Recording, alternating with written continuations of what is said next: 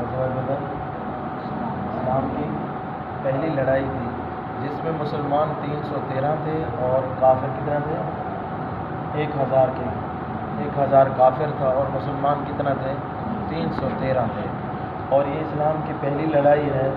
مکہ کے بڑے بڑے چودھری اس لڑائی میں شریک ہوئے ہیں، بڑے بڑے وڈیرے شریک ہوئے ہیں۔ ان وڈیروں اور چودھریوں میں عتبہ بھی شریک ہوا ہے، ہند بنت عتبہ بھی شریک ہوا ہے، حضرت ہندہ کا جو والد تھا۔ اب پہلے یہ سمجھے کہ حضرت ہندہ کون تھی۔ حضرت ہندہ حضرت ابو سفیان رضی اللہ تعالیٰ عنہ کی بیوی تھی اور حضرت امیر معاویہ رضی اللہ تعالیٰ عنہ کی والدہ تھی۔ ام حبیبہ کی بھی والدہ تھی جو حضور کی زوجہ بنی۔ تو ان کی توہین کی گئی ہے پاکستان میں، شہباز گل اور علی زیدی نے ان کی توہین کی ہے۔ واقعہ اس طرح ہوا ہے کہ جو ارشد شریف ہے، یہ مرا ہے آدمی کینیا کے اندر۔ اس کے مرنے کے اوپر مریم نواز نے کہا ہے کہ اچھا ہوا یہ بندہ مر گیا ہے، اس نے میری ماں کے اوپر طنز کیا تھا جب میری ماں مری تھی۔ تو اس کے اوپر شہباز گل نے ٹویٹ کیا ہے، کہا ہے کہ مریم نواز نے ہندہ کا کردار ادا کیا ہے، حضرت ہندہ کے نام کہا۔ اب حضرت ہندہ ایک صحابیہ عورت تھی، صحابیہ عورت تھی، اور یہ حضرت ہندہ حضور پاک صلی اللہ علیہ وسلم کی ساس تھی۔ کون تھی؟ ساس تھی۔ اور سسر کون تھے حضور کے؟ حضرت ابو سفیان رضی اللہ تعالیٰ عنہ سسر تھے۔ جس طرح ابو بکر صدیق سسر ہیں، جس طرح عمر فاروق سسر ہیں، اسی طرح حضرت ابو سفیان بھی حضور کے سسر ہیں اور حضور داماد ہیں۔ ام حبیبہ ان کی بیٹی تھی حضرت ہندہ کی، جو حضور کی گھر والی تھی۔ تو مریم نواز کو شہباز گل نے کہا ہے کہ مریم نواز نے کیا کیا ہے؟ ہندہ کا کردار ادا کیا ہے۔ کیا واقعہ کیا ہے؟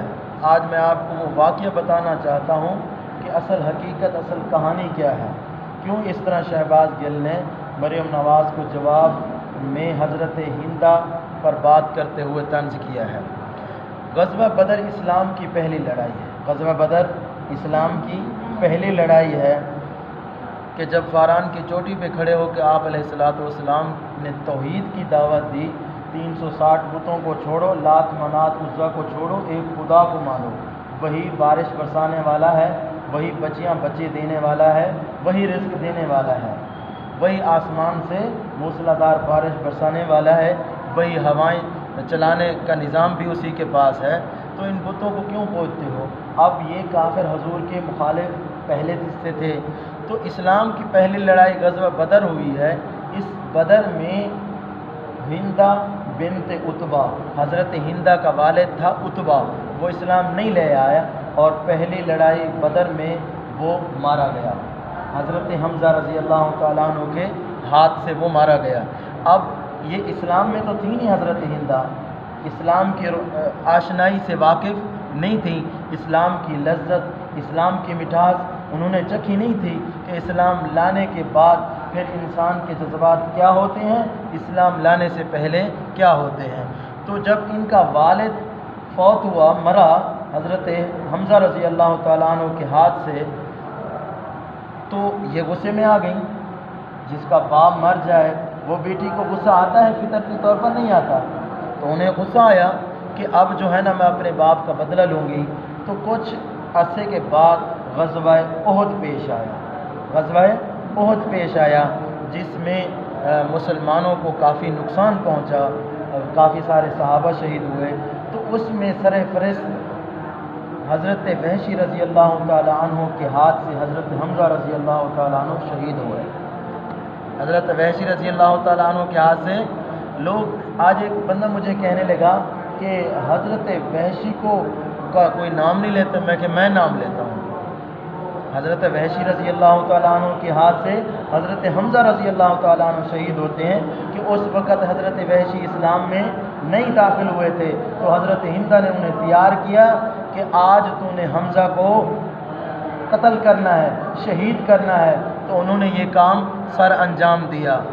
اس طرح حضرت حمزہ رضی اللہ تعالیٰ عنہ شہید ہوئے، شہادت کے بعد تو ان کے ناک کان کاٹے گئے، بڑی مظلومانہ طریقے سے ان کی شہادت ہوئی، اور یہ حضرت ہندہ رضی اللہ تعالیٰ عنہ نے کیا۔ یہ اسلام سے پہلے کی باتیں ہیں، یہ اسلام سے پہلے کی باتیں ہیں۔ اسلام ایسا بہترین مذہب اور دین ہے کہ 100 سال کا کافر بھی یہ کلمہ پڑھ لے، لا الہ الا اللہ محمد الرسول اللہ، تو رب کعبہ کی قسم اس کملی والے، کالی کملی والے پیغمبر نے فرمایا کہ اس کے سارے گناہ معاف کر دیے جاتے ہیں۔ یہ عام انسان کے لیے ہے۔ آج جو کافر ہیں، عیسائی ہیں، یہودی ہیں، کرسچن ہیں، کوئی ہیں، سکھ ہیں، بدھ مت ہیں، کوئی بھی ہیں، کوئی کافر کلمہ پڑھ لے، آج 100 سال کا بوڑھا کافر بھی کلمہ پڑھ لے تو حدیث پاک میں آتا ہے کہ اللہ اس کے سارے گناہ معاف کر دیتا ہے۔ تو یہ حضرت حمزہ شہید ہوتے ہیں، شہادت کے بعد ان کا مسئلہ کیا گیا، ناک کان کاٹے گئے، غصوں میں انہوں نے، حضرت ہندہ نے ان کا جگر بھی چبایا، یہ بات بھی آتی ہے۔ تو یہ واقعہ ہوا ہے، اس میں کوئی انکار نہیں ہے، مسلمان نہیں تھے، انہوں نے اس طرح کیا ہے۔ تو جب وہ اسلام لے آئیں تو حضور پاک صلی اللہ علیہ وسلم کو فرمایا، جب حضور پاک صلی اللہ علیہ وسلم نصیحت کی، اے ہندہ زنا نہ کروانا، تو حضرت ہندہ نے فرمایا یا رسول اللہ عورتیں زنا بھی کرواتی ہیں؟ تعجب کی بنا پر پوچھا کہ عورتیں زنا بھی کرواتی ہیں؟ اتنا پاکیزہ عورت تھی اسلام لانے سے بھی پہلے۔ کیوں؟ کہ اللہ پاک نے اس عورت کو حضور کی ساس بنانا، اس عورت کو حضور کی ساس بنانا تھا کہ ایسا پاکیزہ عورت کے بدن سے پیدا ہوئی ہوئی بیٹی ام حبیبہ حضور کی زوجہ بننی تھی، حضور کی بیوی بننی تھی، حضور کی گھر والی بننی تھی۔ اس لیے اتنا پاکیزہ اللہ نے اس کی زندگی کو رکھا، اسلام سے پہلے بھی، اسلام کے بعد بھی۔ تو یہ ہے حضرت ہندہ رضی اللہ تعالیٰ عنہ، جن کی گستاخی کی گئی ہے شہباز گل نے اور علی زیدی نے۔ یہ مریم نواز کو ٹویٹ کرتے ہوئے انہوں نے اس صحابیہ کی گستاخی کی ہے۔ تو میں انہیں کہنا چاہتا ہوں، شہباز گل کو خصوصی طور پر، کہ ابھی جو سزا بھگت کر آیا ہے، لگتا ہے یہ تجھے سزا کافی نہیں ہے۔ اللہ پاک سے ہم آج دعا کرتے ہیں کہ پھر اللہ پاک تجھے اور قسم کی سزا دے تاکہ تیرا عقل ہوش ٹھکانے آ جائے۔ تو میرے بھائیوں، دوستوں، بزرگوں، حدیث پاک میں آتا ہے کہ جب انسان کلمہ پڑھ لیتا ہے تو اس کے اگلے پچھلے سارے گناہ معاف کر دیے جاتے ہیں۔ اور صحابہ اور صحابیات کے متعلق تو آپ علیہ الصلوۃ والسلام نے فرمایا ہے کہ یسبون اصحابی فقولوا لعنۃ اللہ علی شرکم، جو بندہ بھی میرے صحابہ کو گالیاں دے گا اس کے اس عمل پر اللہ کی لعنت ہو۔ اور ویسے عام طور پر دیکھا جائے کہ وہ لوگ اس دور کے لوگ تھے، ان کی مثال اگر دینا چاہتے ہو تو اچھے انداز میں دو، اچھے لفظوں میں دو۔ باقی اگر ان میں آپس میں کوئی اختلاف تھا، وہ اس دور کے لوگ تھے، وہ جانے، ان کے اختلاف والے جانے، ان کا رب جانے، ان کا رسول جانے۔ میں اور آپ 14ویں صدی کے لوگ ہیں، ہماری کیا جرأت ہے کہ ان ہستیوں کے اوپر بات کریں؟ اس لیے اپنی زبانوں کو سوچ سمجھ کر استعمال کریں، کسی صحابی کی، کسی صحابیات کا کی ایسی بات نہ کریں جس کی وجہ سے کسی صحابی کی یا صحابیات کی توہین ہو۔ آج کوئی عام بندہ کسی عام بندے کی ماں کو گالی دے یا اس کی ماں کے اوپر طنز کرے تو وہ آدمی برداشت کرتا ہے؟ کرتا ہے؟ نہیں کرتا۔ پاگل سے پاگل بندے کو ماں کی گالی دو، وہ بھی برداشت نہیں کرتا۔ اور کیا خیال ہے، شہباز گل یا علی زیدی حضور کی ساس کو گالیاں دیں گے اور قیامت والے دن حضور اس کو اللہ کی عدالت میں چھوڑ دیں گے؟ ہاں، اللہ کی عدالت میں اس کو چھوڑ دیں گے۔ آج میری ساس کو کوئی گالی دے، میں اس کو برداشت نہیں کروں گا۔ آپ کی ساس کو کوئی گالی دے، آپ اس کو برداشت نہیں کریں گے۔ کسی کی ماں کو کوئی گالی دے، آدمی برداشت نہیں کرے گا۔ کسی کی بہن کو کوئی گالی دے یا طنز کرے، وہ برداشت نہیں کرے گا۔ کیا خیال ہے امیر معاویہ رضی اللہ تعالیٰ عنہ، جس کو حضور بلا کر قرآن لکھواتے تھے، کیا وہ اس کو قیامت والے دن اس شہباز گل کو چھوڑ دیں گے؟ ابو سفیان جس کی بیوی تھی حضرت ہندہ، کیا ابو سفیان چھوڑ دیں گے؟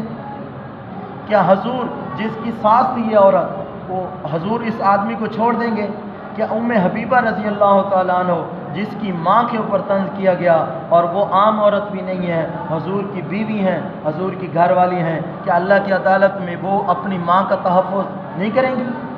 تو میرے بھائی اور دوستو بزرگوں، اگر علم نہیں ہے تو ہم کوئی بات نہ کریں، اگر جاننے کے باوجود بھی کر رہے ہیں پھر اپنی جہنم میں ٹھکانہ اپنا پکا سمجھیں کہ آپ لوگوں نے ان لوگوں کے اوپر اعتراض کیا ہے کہ جن کی سچائی کی، پاکیزگی کی، پاک دامنی کی گواہ ہیں اللہ کا قرآن دیتا ہے۔ ہاں یہ علیحدہ بات ہے کہ تم قرآن کو نہ مانو، بات ہی ختم، پھر کھل کے اپنے کفر کا اعلان کر دو، پھر کھل کے اپنے کفر کا اعلان کر دو تاکہ تمہاری منافقت سے کوئی سادہ مسلمان دھوکہ نہ کھائے۔ پھر اگر حضور کے فرمان کو نہیں مانتے پھر کھل کر حضور کا بھی انکار کر دو اور کافروں کے لسٹ میں شامل ہو جاؤ تاکہ مسلمان تمہارے دجل اور فریب سے دھوکہ نہ کھائیں، تاکہ انہیں پتہ ہو کہ یہ پکا ٹھکا کافر ہے جو حضور کے صحابہ کے اوپر طنز کرتا ہے۔ کون صحابہ؟ جنہوں نے حضور کی خاطر اپنی تن من دھن جان سب کچھ لٹا دی لیکن حضور کے اوپر آنچ نہیں آنے دی۔ حضور کے اوپر کوئی تھوڑی سی بھی بات ہوتی تھی صحابہ کی تلواریں نکل جاتی تھیں اور اپنی گردنیں صحابہ پیش کر دیتے تھے، لیکن حضور کے اوپر کوئی بات آئے، کوئی کافر اعتراض کرے، صحابہ کو برداشت نہیں ہوتا تھا۔ ہمارے بھی رگوں میں، ہمارے بھی جسم میں اس حضور کی تربیت کا خون وہ دوڑ رہا ہے جس نے اپنے شاگردوں کی تربیت کی، پھر ان شاگردوں نے آگے اور لوگوں کی تربیت کی کہ صحابہ کے بارے میں کوئی کمپرومائز نہیں ہے، کوئی میراثی، کوئی بنگی اٹھ کر صحابہ پر اعتراض کرے ہم کبھی بھی قطعاً برداشت نہیں کریں گے۔ اور اس کو یہ آج میں پیغام دینا چاہتا ہوں، اگر تو اپنی ماں کا نطفہ ہے، اگر تو حلالی ہے، اگر تمہیں اپنی ماں کی عزت کا خیال ہے تو کسی کی ماں کی عزت کو اچھالنے کی کوشش نہ کر۔ اللہ تعالیٰ سے دعا ہے اللہ تعالیٰ ہم سب کو عمل کرنے کی توفیق عطا فرمائے۔